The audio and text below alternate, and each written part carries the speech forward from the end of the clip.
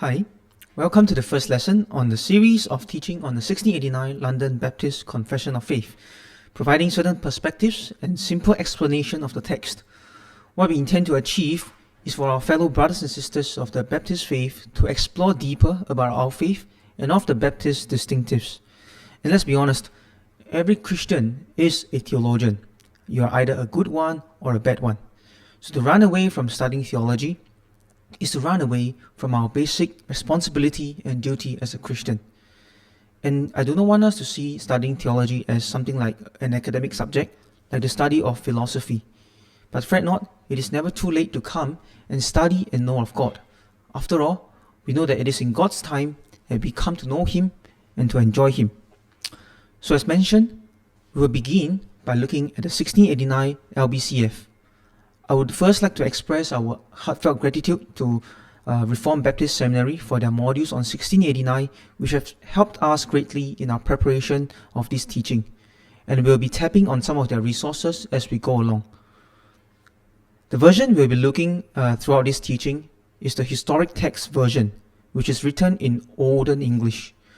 You can also access the online version of this confession by doing a simple Google search on 1689 LBCF, or you can, if you would prefer, you can search the comparison between the 1689 LBCF and 1646 WCF.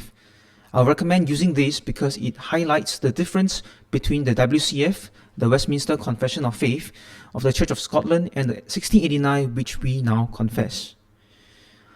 I won't be covering much of the historical background of how this confession came about, and arguably, we know that WCF, the Westminster Confession of Faith, is the greatest ever written confession.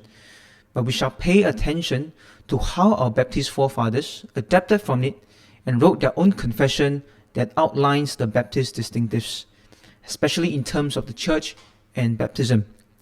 Although I must confess that there are plenty in which we agree upon, such as God and the Holy Trinity and related doctrines of grace. And we also know that although this second LBCF is called 1689, it wasn't written in 1689 itself, but in 1677 and finally agreed upon in the assembly by 100 over representatives from the particular Baptist churches in 1689.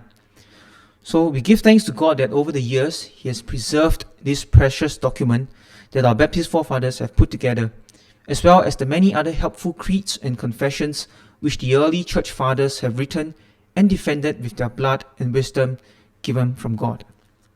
Without further ado, we shall begin by looking at chapter 1 of the Holy Scriptures. And to appreciate the confession's doctrine of Scripture, we should be aware of the historical context in which the confession was written. Firstly, the Roman Catholics' elevation of human tradition. We know that the Church of Rome's tendency to elevate ecclesiastical tradition to the level of Scripture is the most well-known historical circumstance that gave rise to the Protestant doctrine of Scripture. We see that the Holy Scriptures have been buried under the layers of church tradition, elaborate ceremonies, and the use of the Latin language, which was, as we know, unknown to the common people back then. And the overbearing authority of the hierarchy in the Roman Catholic Church also served as a resistance of the Scriptures being known to the people. The Reformers first discovered the Scripture for themselves, and then they communicated it to the people. They not only taught the people from it, but defied the standing law of the church and state to make the Bible available to the ordinary people in their own languages. Secondly, not only did the Puritans have to contend with the Rome's elevation of human tradition, they also had to respond to the claims of the more radical wing of the Protestant Reformation.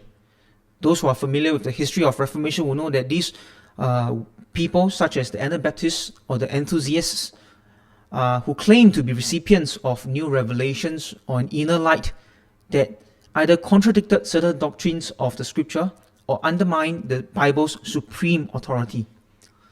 No doubt, we know that the authors of the confession had such sects in the back of their minds when they affirm the cessation of special revelation, as we see later in chapter 1, and they deny the new revelations of the Spirit in 1.6, as we see, or they discount the normative value of private spirits in 1.10. These parts of the confession continue to be relevant in light of the claims of modern day Pentecostals and the charismatic churches. Thirdly, we know that in the year 1689 in the time then, during the 16th and 17th century, there was the rise of the Renaissance period, which gave rise to the science of textual criticism, which in turn sparked debates over the years over the textual variants and the vowel points of the Hebrew text. So these are just three simple points that we should be aware of while we are reading the confession. We see that the confession starts with the authority of the Bible, because the confession is meant to be an interpretation of the Bible. Therefore, it must start with its position on the Bible.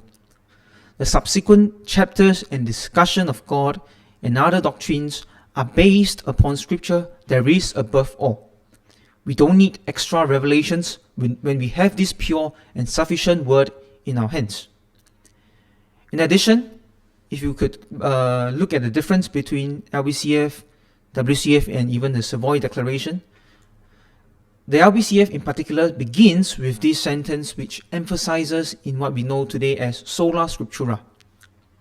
We see that the first sentence in chapter 1.1, the Holy Scripture is the only sufficient, certain, and infallible rule of all saving knowledge, faith, and obedience. Okay, and when we say sola scriptura, which is different, very different from solo scriptura, which some reformers would hold on to, which in the sense denies all the existence of all other forms of authority, denies the usage of other forms of creeds and confessions, and only the usage of the Holy Scriptures. The stance that we hold on to, sola scriptura, is different from this, and this is a statement of authority and not a form of hermeneutics. Okay? And in sola scriptura, as mentioned before, we do not deny the existence of other forms of authority, but rather all other forms of authority are below the supreme authority of the Scriptures with regards to all saving knowledge, faith, and obedience. So all other forms of authority or teaching, be it by the most knowledgeable pastor or preacher or the local church elder, are all susceptible to errors. And it is a folly to place any of such teachings above the Scriptures itself. And we also often hear men falling back on the teachings of people wholeheartedly without ever considering the possibility of errors in those teachings. Likewise, when we read creeds and confessions, these are very useful guides for us, for our faith, but they are ultimately also not infallible. So that is one caution that we must have as we begin our study on this 1689 LBCF. For chapter 1, I would like to use Dr. Sam Waldron's outline, which you can see. We begin with the necessity of Scripture in paragraph 1, then followed by the identity of Scripture in paragraphs 2 and 3, the authority of Scripture in paragraphs 4 and 5, the sufficiency of Scripture in paragraph 6, the clarity of Scripture in paragraph 7, the availability of Scripture in paragraph 8, and the finality of Scripture in paragraphs 9 and 10. And let us now read chapter 1, paragraph 1 together. The Holy Scripture is the only sufficient, certain, and infallible rule of all saving knowledge, faith, and obedience. Although the light of nature and the works of creation and providence do so far manifest the goodness, wisdom, and power of God, as to leave men inexcusable, yet are they not sufficient to give that knowledge of God and His will which is necessary unto salvation. Therefore it pleased the Lord at sundry times and in diverse manners to reveal Himself, and to declare that His will unto His church, and afterward for the better preserving and propagating of the truth, and for the more sure establishment and comfort of the church against the corruption of the flesh and the malice of Satan and of the world, to commit the same wholly unto writing, which maketh the Holy Scriptures to be most necessary, those former ways of God's revealing his will unto his people being now ceased. With that, we have come to the end of our first lesson, and we shall dive right deeper into chapter 1, paragraph 1 in our next lesson.